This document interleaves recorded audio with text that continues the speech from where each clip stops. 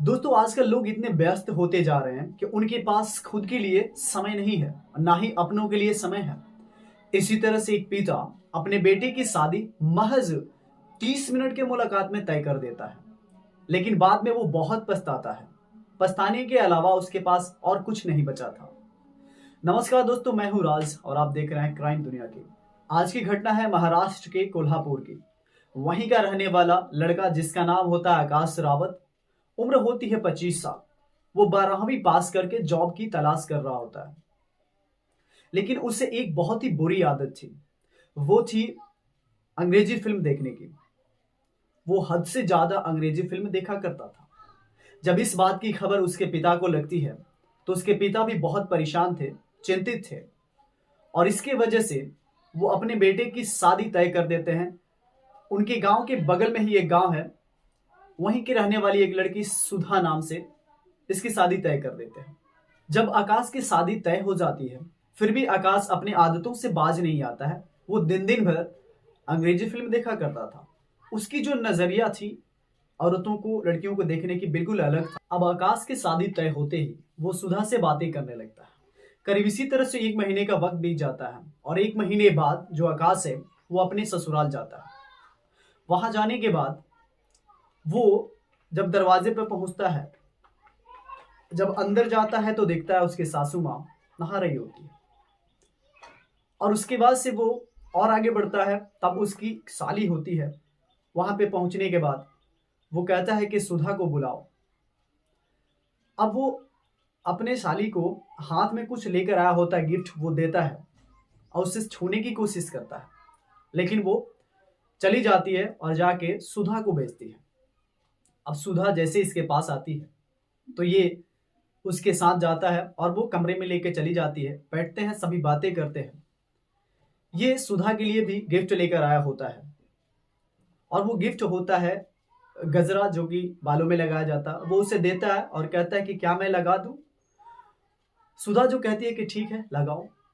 फिर ये लगाता है गाजर और उसी बहाने टच करने की कोशिश करता है, लेकिन सुधा हटती है, उसे मना करती है और वो माँ के पास जाती है। माँ अब तक नहा ली होती है उसकी, और वो कहती है कि दामाद आए हुए हैं, इनके लिए नाश्ता पानी कुछ आ जाए। फिर उसकी माँ उसके लिए नाश्ता सब कुछ लेकर आती है। फिर ये नाश्ता करता है। ये बहुत ही कोशिश करता है कि सुधा से मिल पाए, लेकिन सुधा दूर रहती है। फिर ये घर चला आता है, फिर बातें करना शुरू कर देता है। ये एडिक्टेड था अंग्रेजी फिल्म देखने का। फिर बातें करते करते 15 दिन का वक्त जब बीत जाता है, तब आकाश फिर से अपने ससुराल जाता है और जाने के बाद अपने सासू माँ से कहता है कि मुझे घूमने जाना है सुधा को लेकर। अब उसकी जो माँ होती है वो इजाजत दे देती है। फिर आकाश सुधा को लेकर घूमने चला जाता है। वो एकांत जगह पे लेके जाता है। वहां ले जाने के बाद जो सुधा होती है ये विरोध करती है कि तुम कहाँ लेकर आए हो। फिर वो उसके साथ मिसबिहेव करता है, उसे छूने की कोशिश करता है और फिर उसे कुछ देर बाद फिल्म दिखाता है। वो जो अंग्रेजी फिल्म होता है वो दिखाते दिखाते उसे उत्तेजित करके उसके साथ फिर रिलेशन बनाता है। और फिर ये घर वापस लौटते हैं। जब ये घर वापस लौटते हैं तो ये जो सुधा होती है अपनी सारी बातें, बीती हुई बातें अपने माँ को बताती है। माँ जो सुनती है वो कहती है कि कोई बात नहीं है, ये नेचुरल सी बात है। सभी जो होने वाले पति होते हैं उनका हक होता है और वो करते हैं। फिर 1 महीने के बाद वो सुधा के घर आता है, अपने ससुराल आता है आकाश, और आने के बाद सुधा को लेकर अपने पुरानी हवेली पर जाता है।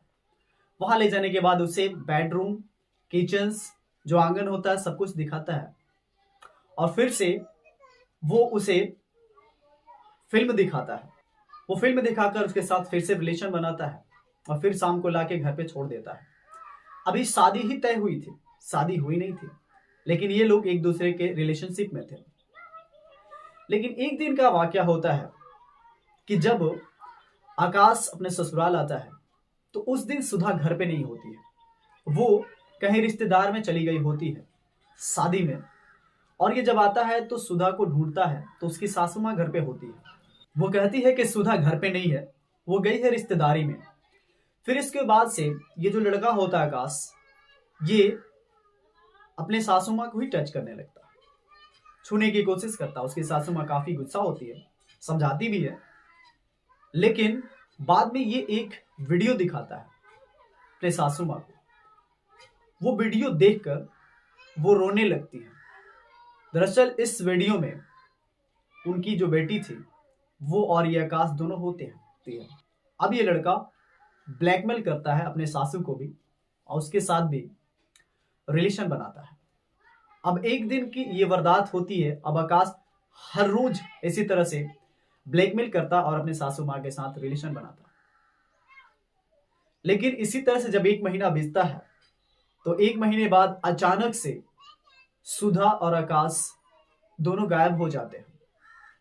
जैसे ही गुम होते हैं, इधर जो आकाश के पिता होते हैं वो और उधर जो सुधा के परिवार वाले होते हैं वो पुलिस स्टेशन पहुंचते हैं। वहां जाने के बाद एक दूसरे पे आरोप लगाते हैं। सुधा की मां कहती है कि तुम लोगों ने ही मेरी बेटी को अगवा किए हो या कहीं उसे किडनैप करके रख दिए हो। इधर जो आकाश के पिता होते हैं वो कहते हैं तुम लोगों ने ही मेरे बेटे को किडनैप किए हो, अगवा किए हो। एक दूसरे से झगड़ा करते हैं। पुलिस इन दोनों पक्ष को, दोनों लोगों को शांत करा के रिपोर्ट दर्ज करती है गुमशुदगी का और कहती है कि सबसे पहले उन दोनों को ढूंढा जाए। उन लोगों के मिलते ही ये जो केस है, ये प्रॉब्लम है, सब सॉल्व हो जाएगी। अब क्या, ये दोनों घर चले आते हैं और पुलिस भी अपना केस छानबीन करना शुरू कर देती है, जांच करना शुरू कर देती है। करीब इसी तरह से 7 दिन का वक्त बीत जाता है। कोई भी क्लू नहीं मिलता, पुलिस भी परेशान। लेकिन पुलिस को खबर लगती है कि आकाश जो था वो एडिक्टेड था अंग्रेजी फिल्म देखने का और इसीलिए वो आकाश के घर पहुंचती है। पुलिस घर पहुंचने के बाद आकाश के सभी चीजों को खंगालती है, ढूंढती है, तो आकाश का सिर्फ लैपटॉप मिलता है। अब पुलिस को जैसे ही लैपटॉप मिलता है, लैपटॉप को जब पुलिस देखती है तो उसमें अलग अलग वेबसाइट्स थे। उन पे वो लड़का एडिक्टेड था अंग्रेजी फिल्म देखने का, वो हमेशा देखा करता था। जब ये बात पुलिस आकाश के पिता से पूछती है तो आकाश के पिता अपने सर को झुका लेते हैं। पुलिस और भी क्लू ढूंढना चाहती थी कि इस केस को सॉल्व किया जाए। अभी तक वो लड़के या लड़कियां मिले नहीं थे, वो अभी इसी तरह से गुम थे। लेकिन अचानक एक दिन आधे घंटे के लिए जो आकाश का मोबाइल होता है वो ऑन होता है किसी एक स्पेसिफिक लोकेशन पे। पुलिस वहां पे पहुंचती है उस लोकेशन पे तो पता चलता है कि वो शमशान घाट है। वहां पे पहुंचने के बाद पुलिस वहीं पे पास में एक व्यक्ति होता है, उससे पूछताछ करती है कि क्या तुम आकाश नाम के लड़के को जानते हो, वो यहाँ पे आया था, क्योंकि उसका मोबाइल आधे घंटे के लिए यहीं पे ऑन हुआ था, हम लोग लोकेशन ट्रैक करके आए, हम लोग पुलिस हैं। तो वो जो व्यक्ति होता है वो कहता है कि साहब मैं नहीं जानता, यहाँ पे लोग शमशान घाट में मैयत को लाते हैं, बॉडी को लाते हैं, मैं बस यहाँ से जो लकड़ी है वो बेच देता हूँ, मैं लकड़ियों का हिसाब रखता हूँ, लेकिन कौन आया कौन गया मुझे इसकी खबर नहीं है। पुलिस उस व्यक्ति को छोड़ देती है लेकिन उस पर पूरा शक करती है। अब पुलिस विदाउट ड्रेस उस व्यक्ति का पीछा करते हैं, उसे छिप छिप कर देखते हैं कि ये क्या कर रहा है। करीब 12 घंटा का वक्त बीत जाता है, वो व्यक्ति ऐसा कुछ भी नहीं करता। फिर 24 घंटे का भी वक्त बीत जाता है। जो 3 पुलिसकर्मी थे वो उसके आसपास ही थे सिविल ड्रेस में। लेकिन 24 घंटा बीत जाने के बाद करीब दिन के 3 बजे वो जो व्यक्ति है वो अपने जगह को छोड़कर इसी महाराष्ट्र के कोल्हापुर रेलवे स्टेशन जो होता है उसी पुल के नीचे चला जाता है। पुलिस भी उसके पीछे पीछे जाती है। काफी दूर से सभी चीज को वो देख रही होती है, वॉचिंग कर रही होती है पुलिस। अब ये वहां पे जाने के बाद किसी व्यक्ति का वेट करने लगता है। 1 घंटा, 2 घंटा, करीब 3 घंटा बीत जाता है। 3 घंटे के बाद उस व्यक्ति के पास एक महिला आती है और उसके बाद ये दोनों बातें करते हैं। पुलिस इन दोनों को देखती है और पास में आकर इन दोनों को धर दबोचती है, पूछताछ करना शुरू करती है। तो पता चलता है कि वो जो औरत थी, जो महिला आई थी इस व्यक्ति के पास, वो सुधा की मां थी और ये जो व्यक्ति था ये सुधा का मामा था, मतलब कि उस औरत का भाई जो कि शमशान घाट में लकड़ियां बेचा करता था। पुलिस इन दोनों को पकड़ के पुलिस स्टेशन ले जाती है, अपने हिरासत में पूछताछ करना शुरू कर देती है। ये दोनों कुछ नहीं बताते हैं और इसी तरह से करीब 15 दिन का वक्त बीत जाता है। ये बताते कुछ नहीं है, लेकिन पुलिस भी इन लोगों के साथ ट्रिक खेलती है। एक षड्यंत्र बनाती है और वो जो व्यक्ति होता है उसके पास जाकर, ये दोनों अलग अलग रूम में थे, तो पुलिस सबसे पहले उस अकेले उस व्यक्ति के पास जाकर और उससे कहती है कि तुम्हें पता है, जो वो महिला है सब कुछ बता दी है कि तुम ही आकाश को किडनैप किए और उसे इस दुनिया से हटा दिए। अब ये जो व्यक्ति होता है रोने लगता है और कहता है कि मैंने ऐसा कुछ भी नहीं किया है, जो कुछ भी की है वही की है। अब जब ये खुलासा होता है, एक झूठ बोलने के वजह से इन लोगों का खुलासा निकल जाता है, सब सच सामने आ जाता है, खुलासा हो जाता है। फिर इन दोनों के सामने पुलिस बैठाकर पूछताछ करना शुरू कर देती है। अब जो महिला है, जो सुधा की माँ है, वो सभी सच्चाई बताती है। वो कहती है कि दरअसल एक दिन वो मेरे घर आया था और घर आने के बाद वो मुझे एक वीडियो दिखाया था। जिस दिन मेरी बेटी घर पे नहीं थी, वो एक वीडियो दिखाया था जिस वीडियो में मेरी बेटी और वो आकाश दोनों थे। उसे देखकर मैं रोने लगी थी।